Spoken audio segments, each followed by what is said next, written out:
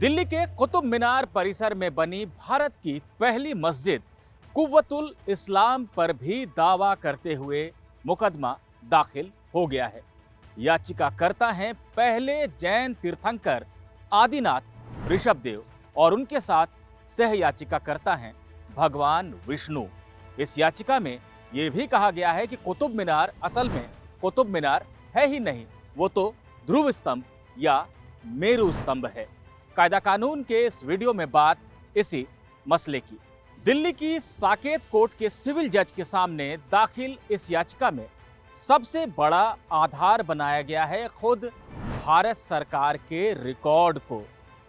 मस्जिद के बाहर लगा आर्कियोलॉजिकल सर्वे ऑफ इंडिया यानी भारतीय पुरातत्व सर्वेक्षण का बोर्ड ही यह कहता है कि इसे 27 हिंदू और जैन मंदिरों को तोड़कर उन्हीं के अवशेषों से बनाया गया था।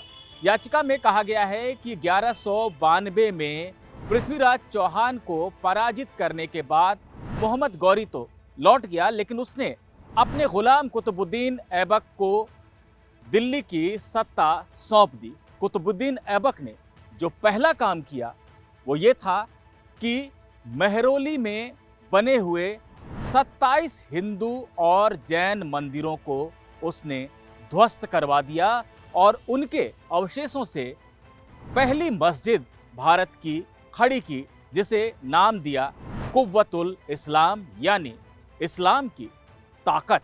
याचिका में बताया गया है कि कुतुब मीनार दिल्ली के जिस इलाके मेहरौली में है उसका वास्तविक नाम मिहरावली है और उसे बसाया था 4वीं सदी के महान शासक चंद्रगुप्त विक्रमादित्य के 9 रत्नों में से एक वराहमिहिर ने।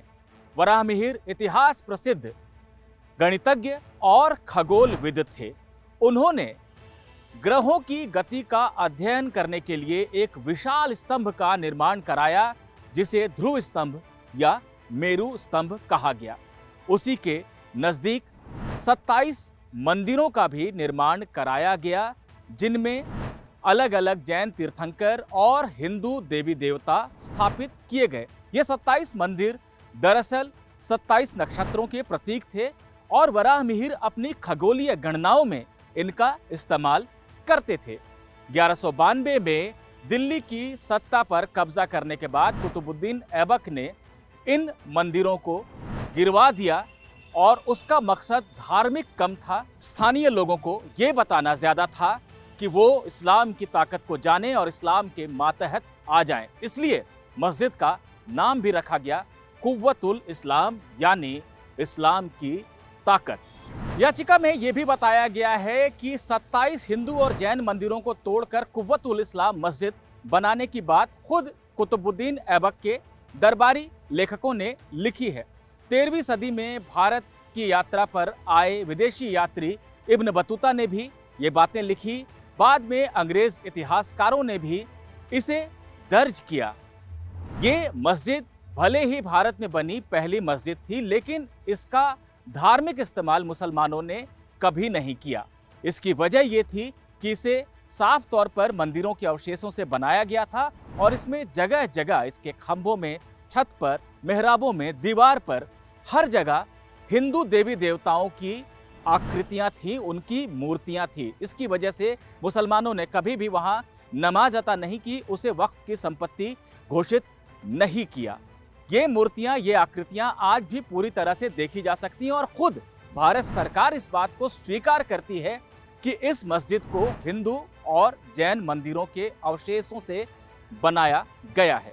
इस याचिका में कुतुब मीनार पर सीधे सीधे तो कोई दावा नहीं किया गया है, लेकिन यह बताया गया है कि ध्रुव स्तंभ या मेरू स्तंभ के शब्द ध्रुव या मेरू का अरबी अनुवाद होता है कुतुब और स्तंभ का अनुवाद होता है मीनार। इसलिए अरबी भाषा में इसे लोगों ने कुतुब मीनार कहना शुरू कर दिया। बाद में गलती से यह मान लिया गया कि इसे कुतुबुद्दीन ऐबक ने बनवाया है। बहरहाल दावा 27 मंदिरों के पुनर्निर्माण को लेकर है और उसमें यह कहा गया है कि 1914 में अंग्रेजों के शासन काल में आर्कियोलॉजिकल सर्वे ऑफ इंडिया ने यानी कि भारतीय पुरातत्व सर्वेक्षण ने इस मस्जिद का अधिग्रहण कर लिया, इसे अपने दायरे में ले लिया। मुसलमानों का चूंकि कोई दावा इस मस्जिद पर कभी था ही नहीं, लेकिन इतिहासकार और सरकारी अधिकारी अच्छी तरह से जानते थे कि इसका निर्माण हिंदू और जैन मंदिरों को तोड़कर किया गया है। ऐसे में अधिग्रहण से पहले उन्हें हिंदू और जैन समुदाय के विचार जानने चाहिए थे, उन्हें पक्ष रखने का मौका देना चाहिए था। ये मौका नहीं दिया गया। लगातार ये गलती की गई है, कानूनी गलती की गई है, और अब भगवान विष्णु, जैन तीर्थंकर, ऋषभदेव समेत तमाम देवी देवता अपना अधिकार मांग रहे हैं, उन्हें पुनर्स्थापित किया जाना चाहिए। याचिकाकर्ताओं की मांग है कि न सिर्फ 27 मंदिरों का पुनर्निर्माण हो, बल्कि एक ट्रस्ट बनाकर उसे उसका प्रबंधन और नियंत्रण सौंप दिया जाए। याचिका में सिर्फ भारत सरकार और आर्कियोलॉजिकल सर्वे ऑफ इंडिया को पक्ष बनाया गया है।